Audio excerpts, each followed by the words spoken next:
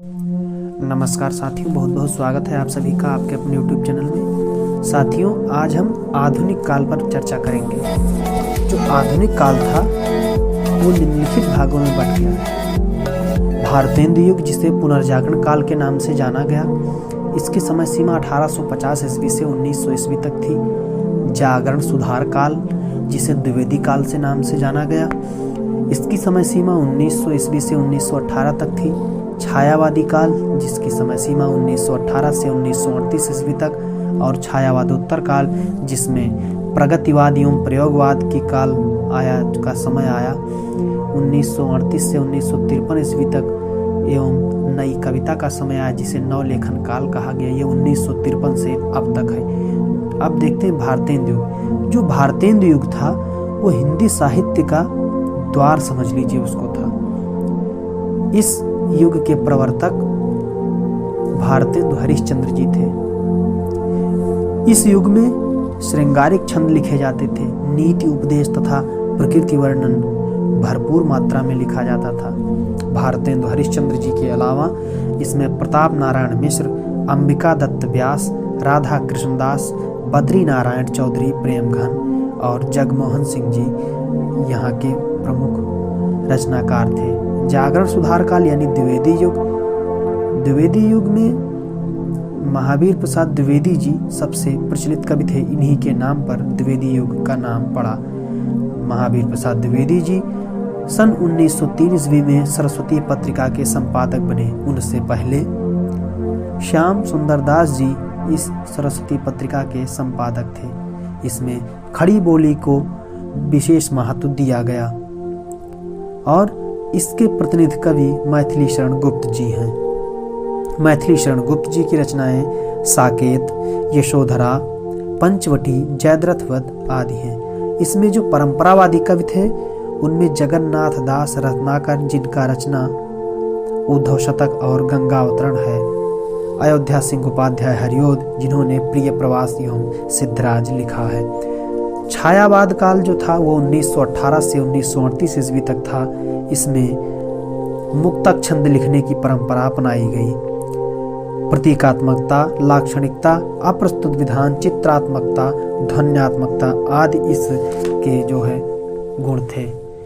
जो छायावाद की बृहत्त्रयी के नाम से विख्यात हुए उसमें जयशंकर प्रसाद, सुमित्रानंदन पंत एवं सूर्यकांत त्रिपाठी निराला जी हुए। जो छायावाद की लघुत्रयी थी उसमें महादेवी वर्मा, राम कुमार वर्मा और माखनलाल चतुर्वेदी जी हुए। जयशंकर प्रसाद द्वारा लिखा गया रचना आंसू, कामायनी और लहर, निराला जी द्वारा परिमल, गीतिका, अनामिका, पंत द्वारा ग्रंथि, पल्लव और गुंजन, सुमित्रानंदन पंत जी को प्रकृति एवं सुकुमार कल्पना के कवि माना गया है, जिन्हें प्रकृति के सुकुमार कवि भी कहा जाता है। महादेवी वर्मा, जिन्हें आधुनिक काल की मीरा के नाम से जाना जाता है, उन्होंने रश्मि, नीरजा, सांध्य गीत और निहार लिखा है। निहार जैसी महान रचनाओं को उन्होंने लिखा है। छायावादोत्तर काल जो था उसमें जनता के दुख दर्द को कविता का आधार बनाया गया और मार्क्स के द्वंद्वात्मक भौतिकवाद का दर्शन अपनाकर कविता में लेखनी चलाई, यानी कविता में उपयोग किया गया और अपनी लेखनी उसी पर चलाई गई। इसमें जो प्रगतिवाद युग था वो 1938 ईस्वी से 1943 ईस्वी तक था। इस जो है समय के कवि शिव मंगल सिंह सुमन, डॉक्टर रामविलास शर्मा, नागार्जुन, त्रिलोचन, रांगे राघव, केदारनाथ अग्रवाल थे। पंत, निराला, बालकृष्ण शर्मा आदि प्रगतिवादी रचनाएं लिखने लगे थे। शिव मंगल सुमन जी ने लाल झंडा मास्ट को अभी दूर है ऐसी रचनाएं लिखी। त्रिलोचन जी ने मिट्टी की बारात और धरती की सूंधी गंध लिखी थी। प्रयोगवाद जो 1943 से 1953 तक ईस्वी तक था, इसमें फ्रायड के मनोविश्लेषण सिद्धांत को अपनाया गया और उसी से इस काल की रचनाएं प्रभावित हुई। इस काल में घोरवादी अहंकार और स्वार्थ प्रेरित असामाजिक उच्च श्रृंखल एवं असंतुलित मनोवृत्ति अपनाई गई। इस काव्यधारा में सच्चिदानंद हीरानंद वात्स्यायन अज्ञेय जी ने महत्वपूर्ण भूमिका निभाई और उन्हीं के नेतृत्व में वर्ष 1943 में तार सप्तक का प्रकाशन हुआ, जिसमें अज्ञेय, मुक्तिबोध, गिरिजा कुमार माथुर, प्रभाकर माचवे, नेमीचंद्र जैन, भारत भूषण अग्रवाल एवं रामविलास शर्मा जी शामिल थे।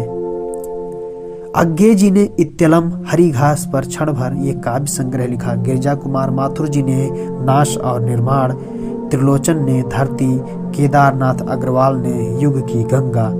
दूसरा तार सप्तक का प्रकाशन वर्ष 1951 में हुआ, जिसमें भवानी प्रसाद मिश्र, शकुंतला माथुर, हरिनारायण व्यास, शमशेर बहादुर सिंह, नरेश मेहता, रघुवीर सहाय एवं धर्मवीर भारती जी सम्मिलित थे। जो तीसरा तार सप्तक था उसका प्रकाशन 1959 ईस्वी में हुआ, जिसमें प्रताप नारायण त्रिपाठी, कीर्ति चौधरी, मदन वात्स्यायन, केदारनाथ सिंह, कुंवर नारायण, विजय देव नारायण शाही एवं सर्वेश्वर दयाल सक्सेना जी शामिल थे।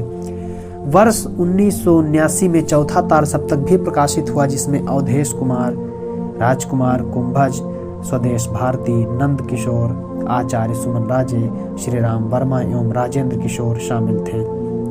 जो व्यक्तिवाद की चरम परिणति, अहंकार और परंपरागत मूल का तिरस्कार, जीवन आदर्शों के प्रति अनास्था, सामाजिक एवं आर्थिक वैषम्य के कारण कुंठा एवं वेदना से ग्रस्त आदि प्रवृत्तियां इसकी प्रमुख प्रवृत्ति थी। बौद्धिकता के कारण इस कविता में अतिशय दुरूहता एवं क्लिष्टता आ गई थी।